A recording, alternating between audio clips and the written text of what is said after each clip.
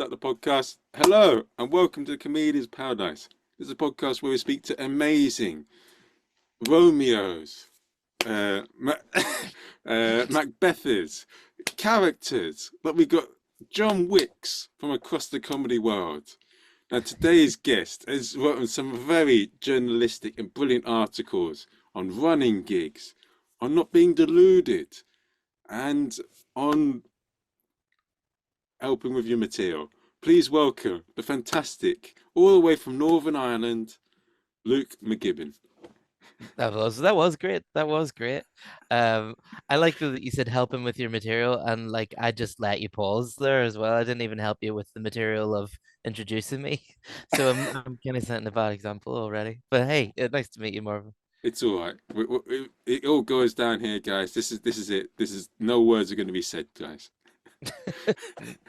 I just realized as well that you've got a false background there. What's the real room like? I'm just nosy. So the real room is so I get heckled a lot at a few of the Zoom shows during the pandemic, and they say, Uh, "Get behind the coats," or "Is there a dead body there? Is there the death of many comedians who bombed at my night?" I don't know.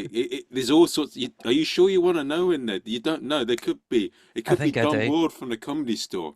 I want to get into the heart of darkness here. I want to see the bodies. Uh, but yeah, the only difference is that in your gig, there's probably are they all? Oh, I could get myself in trouble with it. Are they all? Yeah. They're more of a certain skin color. In here, this it's multicultural. No, I think that's a fair point, Marvin. We've got in the entire country, we've got about three black people entirely. Uh, and the country still finds a way to be racist. You'd think they would lack the material, but they find a way to be racist here. I think it was you know what? No, I can't even talk about it without borrowing a friend's material. Never mind. I was about to go into someone else's joke there. Um, it's just, do you know what? It was a fellow called Mustafa Saeed. He's brilliant. But he says, during the 80s, it was all white on white racism here. And he says that was his favorite kind. Um, yeah, Ah. yeah. But yeah. So yeah, no, they would tend to sort of err towards white. I actually did look at the demographics here once, um, of the country to see, like, because I care a lot about getting lineups that are representative if I can help it. So obviously 50% of the population are women and 50% are men. So I do try and strive towards that. There's a lot less women doing stand up, obviously, than men. So and often I can't reach that, but I would do my best. But I also just looked at like demographics of like skin color and things like that, just to see what I would need for it to be representative. And there's so few non-white people in Northern Ireland that I would need for out of the entire scene, out of all the comedians, for it to be representative here, because there's a few hundred, 200 or 300, I think, at last count. Um, for among those 300 people, for it to be representative of the country, I would need a third of a non-white person to be a comedian. So, just up to the waist, maybe, or you know. Does it help with diversity bookings? Do you occasionally lie a bit? And say, I, Luke, I'm part mafioso Italian or something. You know what? It doesn't hurt. I think, I'm trying to make it, and to be honest, like, I would talk a bit about this sort of, this in that running a gig article, but like, obviously, there's moral reasons for lineups to be diverse, but that doesn't really change minds. I mean, what I would say is there's probably a capitalistic reason for diversity in lineups too, in that people are more likely to laugh at people who can relate to them, and people are more likely to relate to someone who's been through the same experiences as them. So, sometimes um, there'll be a night where I'll go, oh, this crowd's not really going for anyone today. They're not really up for it at all. And then, say, a female act will come on stage and absolutely kill. And I think, just that crowd just were waiting for somebody who got them. And um, it was primarily a female crowd, of course, as well, and that just helps. Obviously, that not to denigrate the skill of that act, the person I have in mind is also brilliant. Um, but I'm more just talking about the relationship between crowd and performer. Is that's a great thing you pointed out, and this is not my point, but this is a point that I. One thing I love about this podcast, it's got loads of people from across the globe, and there's all these different angles. But I spoke to Gareth Berliner. Do you know of him? I don't actually know if I know. But he's not a comedian anymore, but he gigged from 2005, and for a while he gigged for about 15 years. And he said that one of the dangers of being a comic, if you just hang out with comedians all the time, you become less connected to people. You're just regular audience Mm, people. And he says one of the things is you need to mix a lot with other people, and the more people that you connect with and be funny with, the yeah, more your humor is going to be accessible to cost to other people. And that was a point that I never thought of before I chatted to him last week. And that was absolutely. And I think you're spot on because people, crowds sometimes like a little peek behind the curtain or like hearing about what people talk about in the green rooms or whatever. But like a crowd doesn't really give a shit about um who's booking this gig or who secretly doesn't like each other behind the scenes. And you have to experience things that aren't stand-up comedy because stand-up comedy involves talking about things that aren't stand-up comedy. So like yeah, you need to live a good life, I think. But do you do you get that as because you still work as a therapist on the side, right? Yeah, Or yeah, do you primarily. feel that you get that from talking all the stories and mad things you hear from Yeah. people in therapy? I mean, obviously nothing I can share on Yes, stage, yes, yes. but sadly, but and sometimes people do say, oh, that must be good for material, and I'm like, well, it's the basement of human misery, and I'm sworn to secrecy, but yeah. And yeah, I think so, but more even just that, um, I think I wrote an article a million years ago about stand-up being similar to therapy. And I would still agree with what I say in that article, in that sometimes the relationship you make with a crowd is similar to the relationship you make with a client. But beyond that, there is actually very little similar between the two. I find the more I do both of them. Um both of them require different parts of me. But the one similarity that I do think they still share is that um doing counseling makes me connect to people, and a lot of it is about connecting to people. And I do find the same feeling when I'm really vibing with a crowd. Whenever me and the crowd connect, I feel like we know each other in that way almost. Um, so I would say that's probably the only similarity still. But yeah, like but to answer your question, since I've moved a million miles away from it, like I think the counseling job does keep me connected to humanity a little bit, yeah. Though, I do find like so I don't do that many of the old podcasts or anything because whenever I started, I found it very tiresome when when I'd be speaking to people, other comedians, usually open micers because I run an open mic, but um and I'd find it quite tiresome if everyone was just trying to be funny all the time, and I was just like, ugh. And so for a very long time, I was almost actively trying not to be funny in conversation. Um, and uh, when I'm not trying to be funny, I suppose then that reverts to the sort of therapist personality, and so you end up being very much a um, listener in conversations. So, like, what I'm saying is, I've grown more and more boring over the years, and it's only recently I've been like, well, you don't have to be desperately trying to be funny, but do be involved in a conversation. Do try a little bit, Hmm. like not actively trying to be funny in a conversation is all well and good, but not actively trying at all basically just makes you a brick wall to people speaking to you, you know? So yeah, I'm trying to be more uh loud.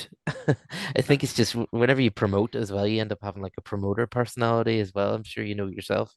But you end up being all business and people try and have some crack with you at the back of the room, and you're like, yeah, you're just like you're doing like all the serious nods and everything, like rather than I like yeah, I can't fully be present with you right now because I'm timing somebody on stage, or I'm biting my lip because someone's saying something shit on stage or whatever. Yeah, I find that very difficult. Yeah, what you said in that article about the gigs, about the emceeing the gig is, yeah, it saves you a bit of money, but I think it's a lot harder to MC the gig when you run it because Absolutely. you're distracted.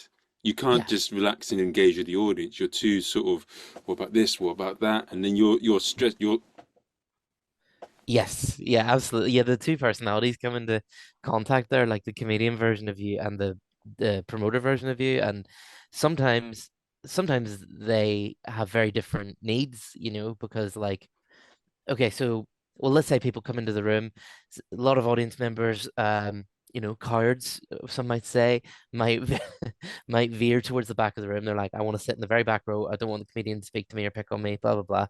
Um, but if everyone does that, then there's a few empty front rows, and so the promoter side of you has to speak to people and go, "I'm sorry, mate. Is it all right?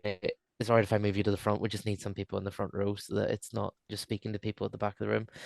And that's all well and good, but then you risk damaging the relationship you have with that audience member that you're about to go up on stage and talk to them as a comedian. So like anything that you ask, you have to ask very gently so that you still have a semblance of goodwill from them whenever you come on stage. Um, or people trying to, oh, baby boomers are terrible for this, but haggling the price at the door. Will they ever fuck off? It's like 4 quid in, and they're like, "Oh, any senior citizens discount?" It's like your life's been a senior citizens discount, mate. Fucking just pay 4 quid. It's less than the price of a pint. Anyway, sorry, that's a bit of a gurn on my part there, but like what I'm saying is, yeah, sometimes whenever your promoter hat is on, you kind of have to, stay on people's side in a way that you wouldn't need to if you weren't on. Like if I wasn't emceeing, I could just say to somebody who's heckling too much, could you leave? You need to fuck off. You need to go. Whereas if I'm if I'm about to be on stage and like I mean, what if there's an act on while I'm having to tell someone to leave at the back of the room and then that act finishes, then I have to stop shouting at some stranger and run up onto the stage. Anyway, yeah, yeah, I agree with you is what I'm trying to say in a long-winded way. And I also agree with you as well with the collecting payments things where people try and I find that very annoying as well. And that Mm, I've in London I'd say that I rarely get that actually with a lot of the pay gigs. The only gig that I've had it now is one of the ones that I've run in Wimbledon. mm, And the thing that's a bit irritating about it, and I've done a lot of research on it, mm. and I've said it to other people as well. But it is in a way, when you're running a gig, this is like you're blowing your own trumpet, but it's a bit like you're running a business or something in a way. No, it And is. it's a Yeah, it bit, is. and if they're your friend or this or that, and they try and go in for a freebie, it's actually disrespectful to the business because you're coming in to support. And the thing Yeah, is, I get that at the gig with someone that I'm not really that close with. But yeah, the difference in behavior of people that are my friends that come into the gig, they always insist on paying, whilst people who, yeah, they're not really yeah, I don't like that. I think that's a kind of disrespect behavior, and it's a load of bullshit because you want to focus on running the gig. Will you just yeah.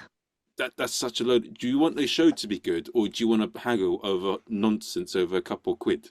Yeah, absolutely, absolutely. I think you're onto something there as well when you say, the good friends always insist on paying. I mean, yeah, yeah, exactly, I wouldn't tend to charge comedians too much myself now, like because sometimes I just respect people coming in just to watch the craft.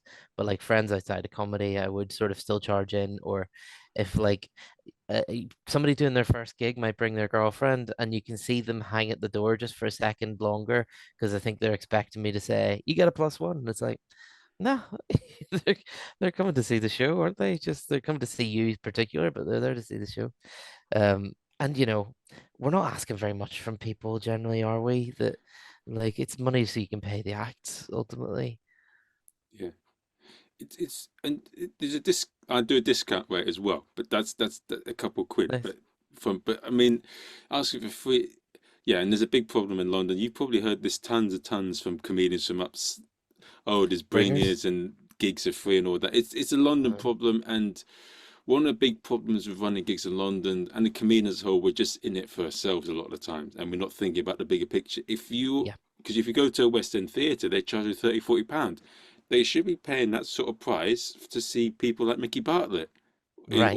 or bill with like top comedians that 30, Yes. 40, and then if you charge in that, you can then pay people a lot more. And if you build the culture of charging tickets, then you can pay comedians a lot more, and you get comedians to stop moaning about bloody not getting paid enough. Yeah. Yeah. We actually did have a little well, yeah, we had a bit of a thing about this a couple years ago, um, where so like in the last say 4 or 5 years, um, the sort of Northern Irish comedy scene, it's grown a lot, and there's now money in it that wasn't there before. And when there's money in something like this, particularly in the arts, there's always going to be bad actors who take advantage of how, well, the lack of business savvy in comedians, or the fact that many comedians are so passionate they do it for near nothing. And um, so we had a little discussion about this years ago about how we need to get more comfortable, even just talking about money. So like, there was sort of one big promoter who was like sort of taking people on board and like saying I'm having people play in their venue, by the way, so anything they say about losing money is talking out their arse. But like, so this promoter was putting people on in a venue they own and run, and charging like 15 to 18 quid for a ticket or whatever, getting about 100 people in, and then saying to the act, "So how would you like £90?" Which is like insane for the amount of money they probably made for that. And then the act would sort of do one follow-up question like, "That seems a little low," and then suddenly they'd be offered £500, and it's like, what? What? What's the math here? And there'd be like. So there'd be insistence on documentation. That documentation would be flawed. There'd be like they'd be being made to pay for things that they probably shouldn't be made to pay for. And anyway, so there's a bad actor there, and so we had a big discussion about it. I didn't ever name the bad actor because, in fact, they messaged me saying, "Are you talking about me?" And I said, I did say no because I think it's better that all promoters, good and bad, should feel a little bit watched. You shouldn't feel like you're you shouldn't feel like people don't talk if you fuck them over, it's better for all promoters to sort of feel like everyone's keeping an eye on you and your money, because otherwise you're leaving people open to taking advantage. And I was afraid it would sort of go nowhere, but I really think actually talking about it like that has made things a little better here, in that sometimes people will get a gig offered to them, and then they'll message other comedians and say, they'll get told, um, how much do you want for this gig? Which is a very loaded question, because it's sort of like saying, how much do you think you're worth? Um, and so they talk to other comedians and you get different answers. So like, well, I'll give you the example that I keep in my head is that I was offered a gig there a year ago, and I was told, how much do you want for it? And I thought, fuck, I don't know. My heart said like 70 quid, um, because I wasn't being asked to do that long. And I messaged three other comedians who'd done that gig in the past. I was like, how much did you ask for? So one of them said he didn't respond to the message and he got 50 quid. Another one said he'd asked for 70 quid and then he got it. And in the third act, she told me she had asked for 150 quid and she got it. And I was like, wow, that's a big old difference there. Yeah, yeah. And so I was like, how did you come to 150 quid? And she just told me, like, really simple. She said, I looked at how much they were charging for tickets. I know how big the room is. I knew the headliner was going to sell it out, so I knew they could afford it. And I was like, fuck, yeah, we should all be doing that, shouldn't we? Ah, Um, but it's also just the fact that we felt comfortable messaging each other and saying, how much did you get paid for this? How much do and how much did you ask for, and things like that. So like, it's very soft unionization, we'll say. And nobody here is joining equity just yet, but like the fact that we get comfortable talking about money means we're better able to hold bad actors to account. And it's just good to have some awareness, I think, among people, especially when there's only like 300 of us, no excuse not to talk to each other. yeah. Unless you all hate each other. No, I'm joking. Yeah. There's rivalries everywhere. I think Sure. when you're involved in this, there's always going to be people that don't like each other. Oh yeah, yeah, definitely. Though, do you know, like, and we used to be really bad for this, I thought. Not no, just Northern Ireland, I mean the scene in Northern Ireland, but like I think there used to be a bit of sort of comedy tribalism. I do feel like in the last 5 years, just as things started to take off, and I don't think this is unrelated, I do feel like there was a lot more focus on the spirit of cooperation and sort of cross-pollination between gigs. Like, I do think a scene is like an economy and stage time's the currency. And that if you want, I mean, I'm no politician, but I think if you want a functioning economy, you need things like I don't know, social mobility, don't you? You need like the ability to move forward. So like a lot of the bigger gigs, it used to be a very low ceiling. The best you could hope for was doing, 20 minutes at this big room, whereas, the headline spots were reserved for comedians from abroad or whatever. Or one of the larger rooms here, it used to really just be about the same 5 or 6 guys being booked in every week. And because they were popular, the crowds would still come and sell out and everything.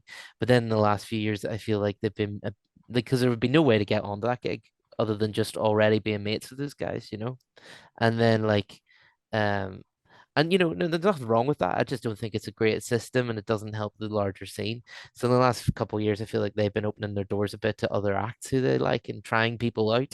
And maybe occasionally they'll have an open 5 minute spot for people and just like and I don't care if they do that once every fucking 6 or 7 months, but as long as there's an option for people, as long as there's a route, then you have a better scene in my opinion. So I do think the Yeah. growth in the scene is correlated to the rise in cooperation and decrease in tribalism, decrease in artistic snobbery. Because I think that was one of the big sources of tribalism here was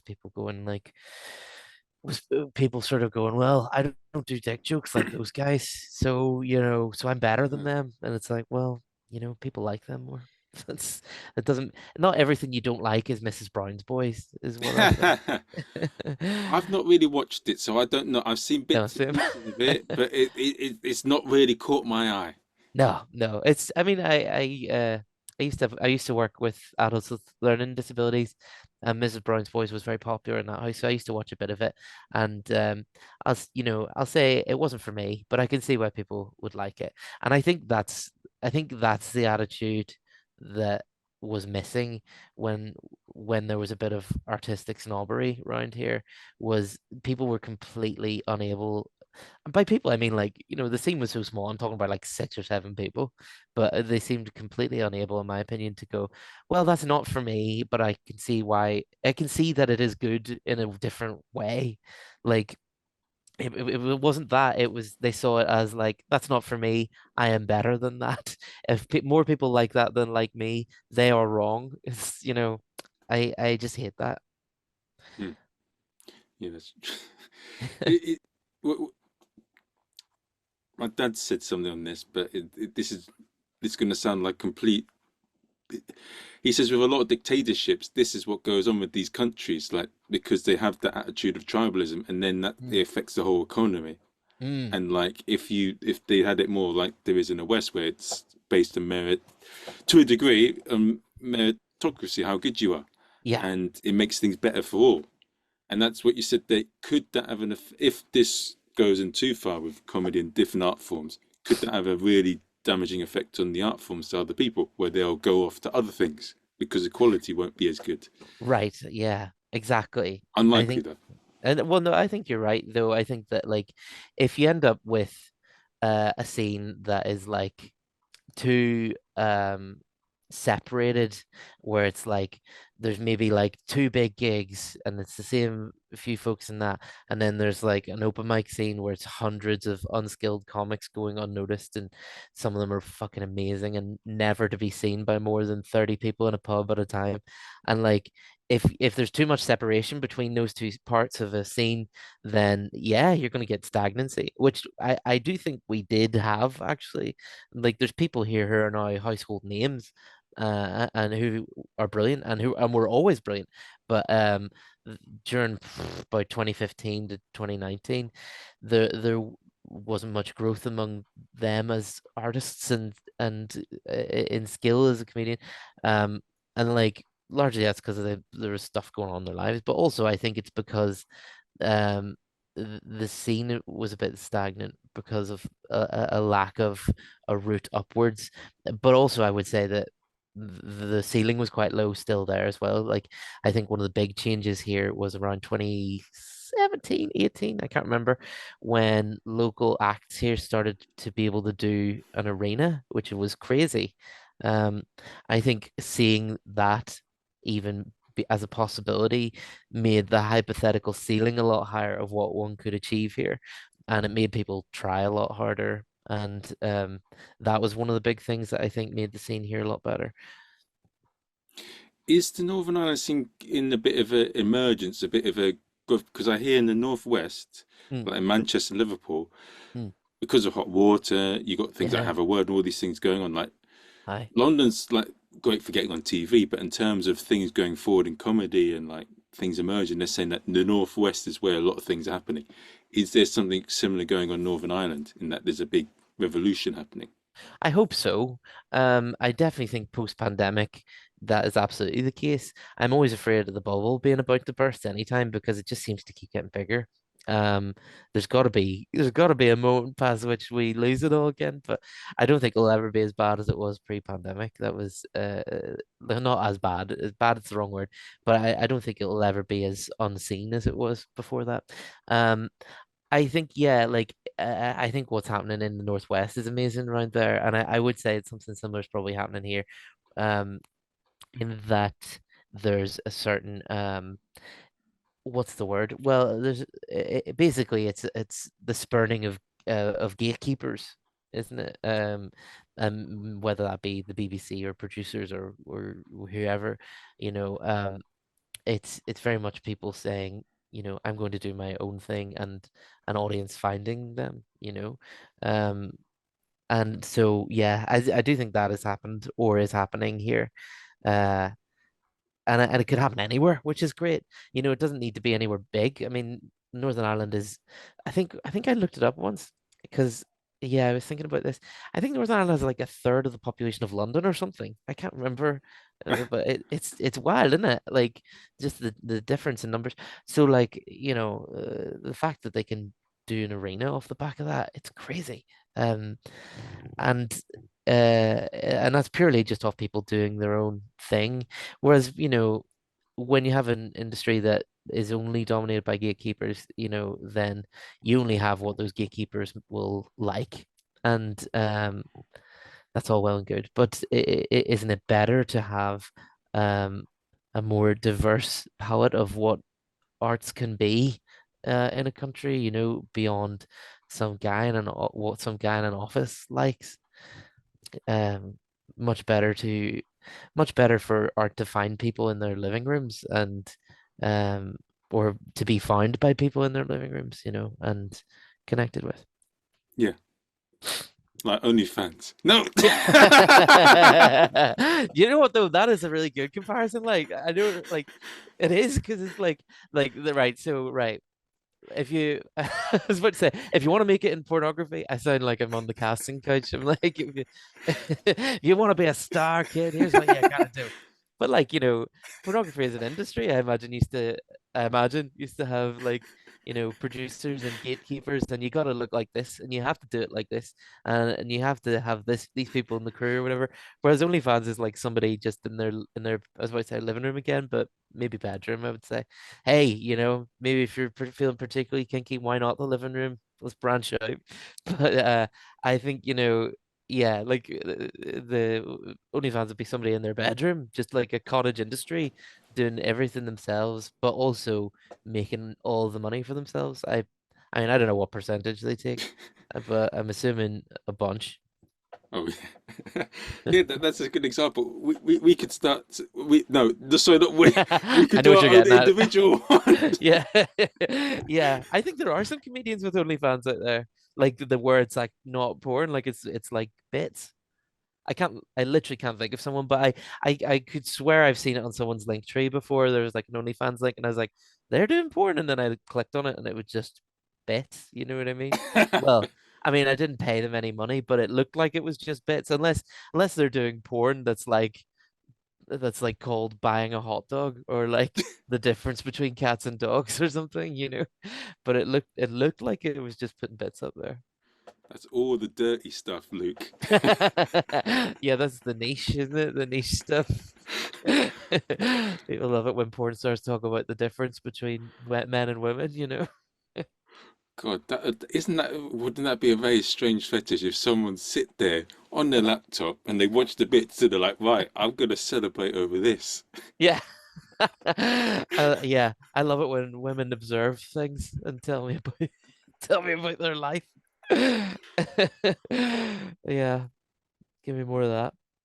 But no, it's yes, we're in a good age of entertainment at the moment, in that there's a bit of, but what's gonna, I mean, this social media age, a lot of people are doing that, but what's gonna be the next thing after that? How are people gonna get big after that?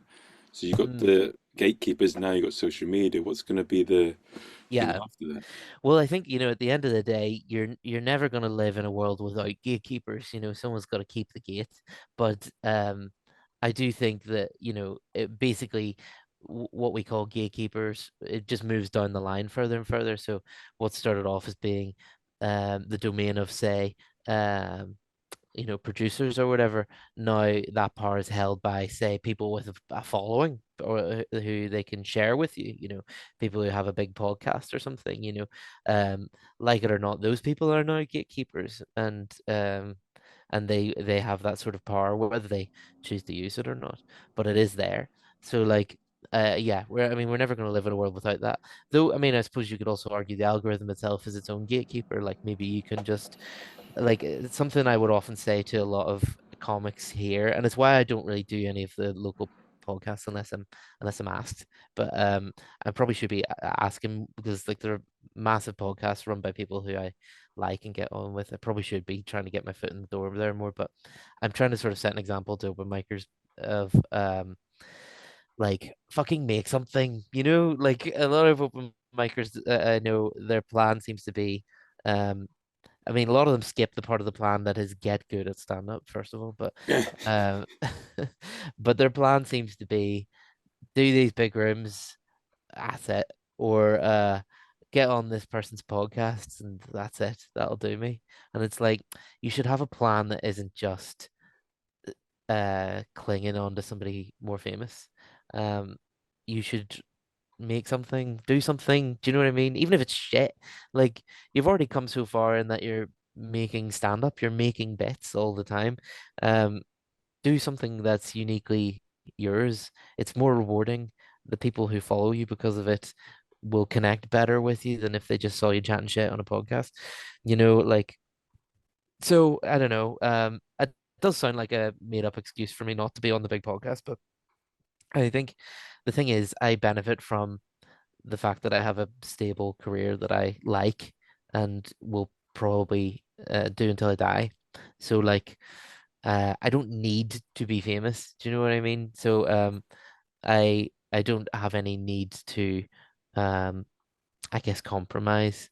Um but yeah, so what I'm saying is I can stay a little bit ideologically pure, um, in a way that if I didn't have any plans other than doing stand up as a career, I wouldn't be able to be that ideologically pure. I probably would be hustling to get on the pods a bit more, um, because like Northern Ireland is being seen as a sort of comedy place these days.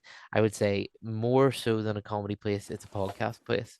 Oh, I think that's where all the big stuff is, at the moment anyway. Who knows? Who knows where the culture will go within a couple of years? But it seems like, um, it seems like the big ones here all have podcasts and things like that. And maybe they got started doing other stuff, but like that's where it is now. Um, and I listen to quite a lot of them pretty regularly. They're really good. Uh, but yeah, I think that's the culture of this sort of country is it's a podcast place. but yeah, I think what you were trying to say with what you said there was that you want to be someone that creates your own thing that gets big and you make your own part rather than you be your own thing. Yeah, yeah, yeah, absolutely. I think that like well, what I really like about stand up is that in some ways it allows me to be more myself. I feel more myself. I was speaking to somebody lately about this, and they're saying to like they said to me like, well, obviously the person you are on stage is like a persona, and that made me go, oh no, no, I don't think it is. I feel like the person I am on stage is me um if I knew I was never going to be interrupted. Do you know what I mean? Or if I knew I could leave the minute I say my piece about something. So yeah, I think that that's what stand up does for me, and that's what I would like it to do for others. So I would be encouraging people to um be aggressively themselves and to do something that is aggressively theirs. Yeah, Yeah. it's but sometimes people no, it's well, that's what makes stand-ups interesting. That's what I like about stand-ups as a whole is yeah, so many people from different backgrounds come to it. There's lots of mad stories, and we joke about, yeah, that's what I find interesting. It tracks all sorts of people from all walks of life. I'm sure that you've come across a few stand-ups in a circuit that you're amazed at the trials and tribulations they've gone through to get brilliant at what they do. Yeah. Oh yeah, 100%. I've yeah, something very specific in mind right now with like incredible obstacles in their life that they've overcome. But yeah, like you really do meet a lot of people that you'd never meet. Like I sometimes get these little moments where I sort of look around and go, how would I ever know this person if I didn't do this? Like you're in a you're in a taxi with or no, you're in a car going to like Grey Abbey on the so like I know that was the one that always sticks out to me. I was in a car going to Grey Abbey, which is a town on like the coast, and like way out east. And there's not much going on in Grey Abbey, but we were going to their town hall to do a gig for an alopecia charity. And in the car was myself, who at the time was a 25-year-old counseling student, a civil servant.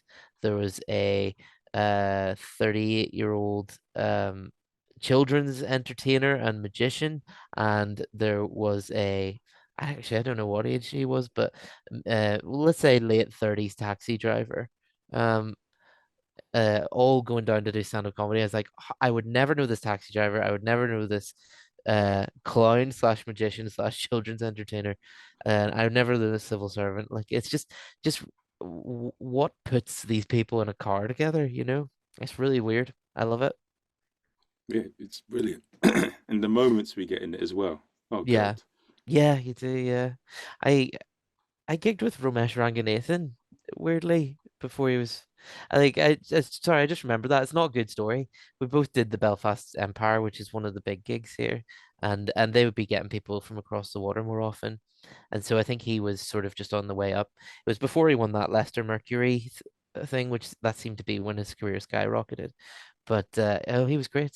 But yeah, seemed like a nice bloke. Still teaching. No, he had just quit teaching maths at the time. But like, yeah. Anyway, sorry. I just remembered that. But yeah, these are the things that happen in Edinburgh Fringe. You see all the big names. It's amazing as well. You can Yeah. go into a coffee shop and sit next to someone famous. Yeah, yeah. Oh, yeah. Do you ever meet any of your heroes? So when I went to Edinburgh this year, well last year, sorry, I bumped into Frank Skinner dressed as Zorro, Oh, wow. and then I Were saw you the dressed as Zoro or was he? yeah, I dressed as Zorro. Okay. Do go on.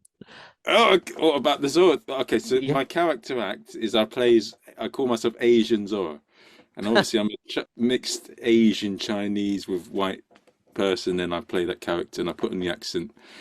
And yeah, I put in the whole outfit. And I was just like that during Edinburgh. And I saw Frank Skinner and I said, Frank Skinner, you're my hero.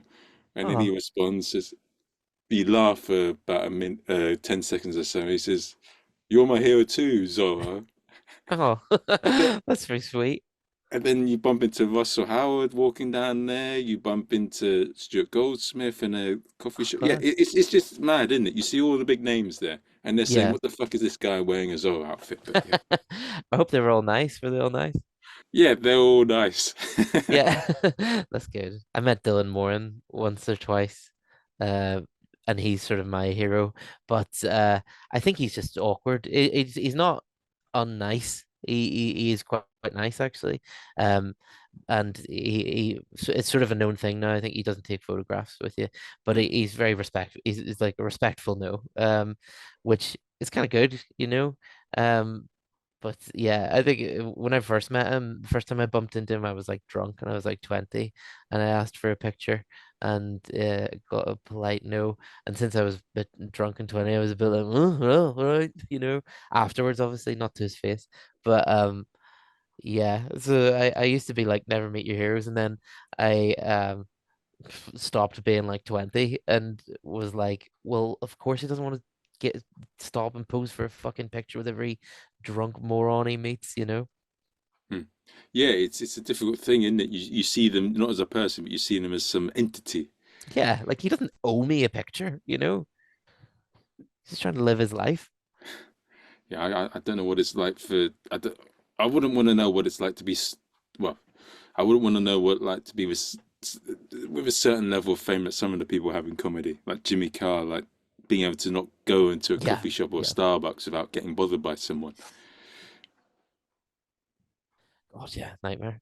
I mean, a friend of mine in the last couple of years got famous enough that people stop him for pictures all the time, and I'm amazed by his patience.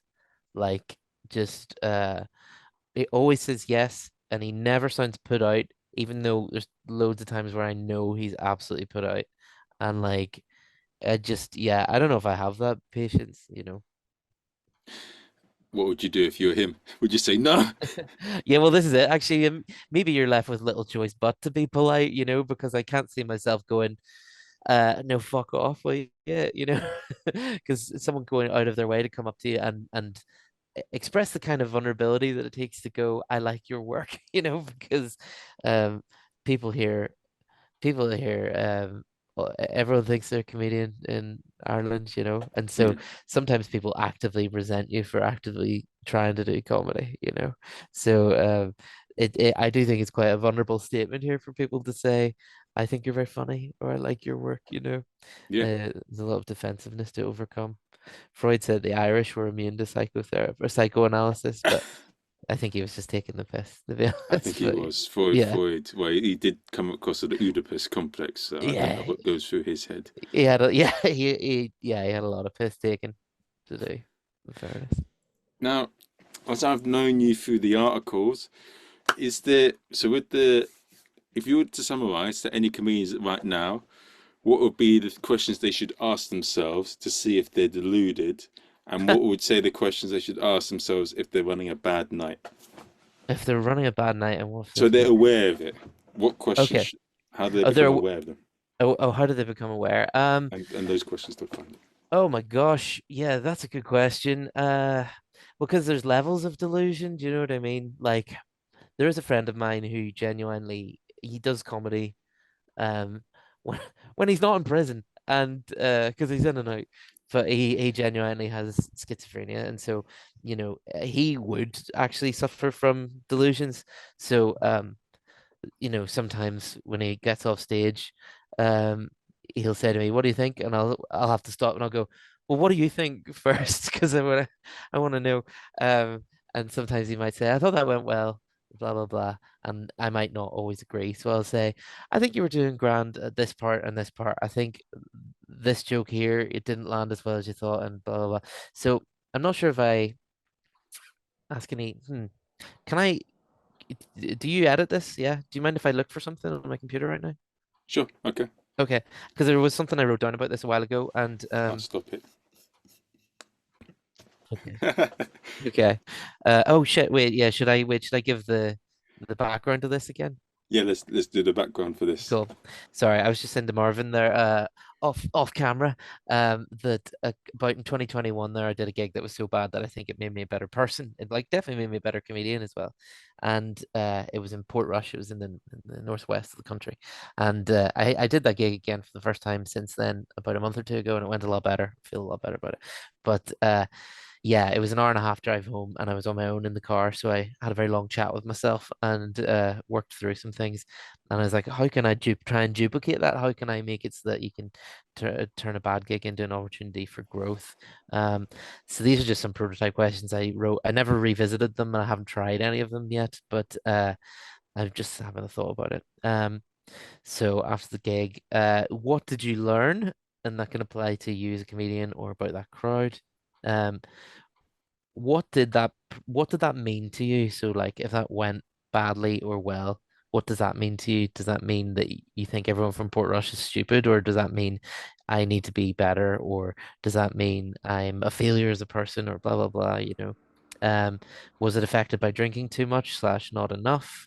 Um, what did you think of them, brackets the crowd? Like what did you think of them? Do you think these people are all dickheads, or these people are all stupid, or these people are right, I'm terrible, or did you like I think try and be as granular as possible, you know, like what did you think of the crowd? Um and then could it be true what you think of them? Could it be true? What do you think they thought of you? And could that be true? Um is the feeling that you have right now similar to any other situation in your past? So that's usually regarding psychotherapy phenomenon of transference or projection. Like maybe you feel like the crowd hate you because of an experience in your past that sort of attitude felt like hatred. Um, so is it feeling similar to any other situation in your past? Where could that be coming from? Um, and this one I think is really important, right? In an alternate world where that gig goes well with the same crowd, what would you be doing differently or have done differently? So like I don't think it's as black and white as never blame the crowd or uh, always blame the crowd. It's but sometimes it is the crowd's fault. Sometimes it's your fault. Usually it's the fault of what's in between you. It's that you didn't connect. You know what I mean? So like if you meet someone and you don't get along with them, that doesn't make that person a dickhead and it doesn't make you a dickhead. It means that the thing between you didn't quite meet. It's the fault of the in between, you know. Um, and I sort of if a gig goes badly, I think like you know, even if I am utterly convinced it's the crowd's fault, and I'm like, they couldn't have liked anything, I'm like, well, what would have worked? Is there like an alternate reality where I've done something different that would have worked? Even in that alternate reality, is it just the fact that I'm Jimmy Carr in that alternate reality? If like you know, if I had a stinker of a gig, I go, would they have laughed if I was somebody famous? And I think they probably would have. You know, the most terrible crowd in the world would pay attention to somebody famous that they know. So, you know, that's maybe that's what was missing was pre-existing fame, or what is it about that person that they like? Did I have that? Anyway, sorry. I'm not really answering your original question. I've gone on to something different here.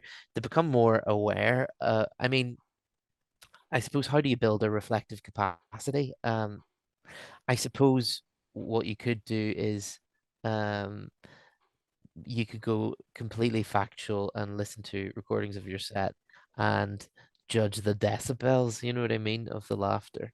Um, and maybe compare it to other sets of your own. I wouldn't compare it to other people on that night because if you compare yourself too much to other acts, it's not good for the soul. You know, you're only really in a race against yourself here. You don't have to sort of go, I started gigging at the same time as Jimmy here. So the minute Jimmy does a bigger gig, I should start trying to do that bigger gig. That's not good for you. That's not a way to be. I think, yeah, you're in a race with yourself more than anyone else. But gosh, I don't know. I think like the thing about this reflective capacity thing is it's like it's it's I don't think it's something you either have or you don't, but I can't really. I suppose you could ask for feedback from people who you trust, you know, and create an environment with them where they feel like they can be open with you. So you can say to someone, "Can you be honest with me? Was that bad?" You know, or can you be honest with me? Um, how did that go in your opinion? You know, uh, I think I think this is the thing is you collect opinions and you can synthesize it rather than just take it as given. Um, so maybe you leave the stage, you think that was amazing. You ask a friend, and they say, it wasn't great. That doesn't necessarily mean that they're right or that you're right. You can put it together and say, some people thought this was good and some people thought it was bad. The ones that thought it was bad thought it because of this, and I thought it was good because of this. And it's, yeah, anyway, sorry, I'm giving a very long, rambling answer, but I do feel like um just collecting opinions from others is probably a good start just to try and course correct. Hmm. And would you say that sort of advice goes into running gigs as well? Oh yeah, fuck, I forgot about that other part of the question. Uh, yeah, I mean, like usually, I think that whether or not a gig is good, it's it's ultimately decided by the audience, isn't it? And if you if do they look happy is probably a good thing to ask yourself. Do they look happy enough whenever they're leaving or in the break? Because like I think sometimes I'm at the back. I'm always at the back of the room at the sound desk when I'm running the night, and sometimes I'll think to myself, "Oh God, this is not going great." They're quite quiet, and then I'll come to the front of the room, maybe to perform or maybe just to collect the camera or anything like that, and I'll notice, oh, actually, the crowd look very happy. Some crowds are just a bit quieter. They show their appreciation through smiles, which is not helpful, but it's better than it's better than a crowd actively having a bad time. I think so. Like, I think ultimately that should be just the question at the root of it. Like, do the crowd look happy? You know, um, do the acts feel happy? Probably secondary to the crowd, in my opinion. But it's good to ask yourself these things. Hmm. Yeah, that's true. So, and for anyone that, and what has been the maddest moment in comedy that, no, well, actually, no, you already answered it about that you going to where you came up that list. That I think that already answered that question. It was going to be, what's the maddest experience of comedy that taught you the most? But you already answered that. Oh, good. Phew. Okay. Yeah, I think most of my learning experiences have been in comedy, to be honest. Comedy and therapy, really. Um, yeah, outside of comedy, uh, I think, yeah, no, nothing that I would commit to a podcast. I'm afraid some stuff that would breach No worries. confidentiality. Yeah. But what is the best advice you've received from either outside of comedy or from a comedian that's helped you be a better comedian? Oh, gosh. Yeah, give me a minute with that one. That's a toughie. Um, I think, you know what? I think it's this isn't the words that people have used for it, and I can't really pin down anyone specific, but like I think there's a lot of great minds and comedic minds that have gone to waste through a lack of either organization or initiative. So initiative's the big one, like people who are like, oh, I'm never doing, and I'm not really doing that many gigs. Why does everyone hate me? And it's like they're not messaging anyone asking for gigs, and it's like, well, that'll be why. No initiative. Um, like because a bad comedian who messages promoters regularly will get 1,000 more gigs than a great comedian who barely sends out anything. So initiative and drive.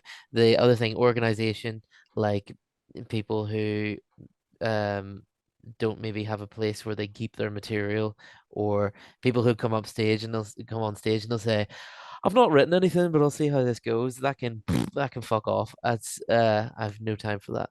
Um, so I think some of the greatest skills you can have in comedy are completely unrelated to comedy. They're like taking the initiative and being remotely organized, having a calendar or whatever.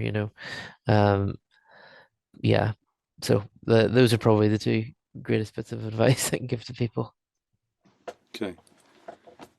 Don't be a, what's it called? Yeah, get down Twat. to work, guys. Yeah, don't be a Yeah. twat, guys. Yeah.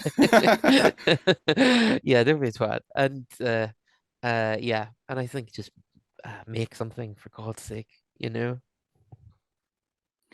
And how do they find out about you? Like, do they find out about you through OnlyFans? Do they find out about you through a park in the woods? Do they find out about you through Crime Watch, the police, I the do comedy store?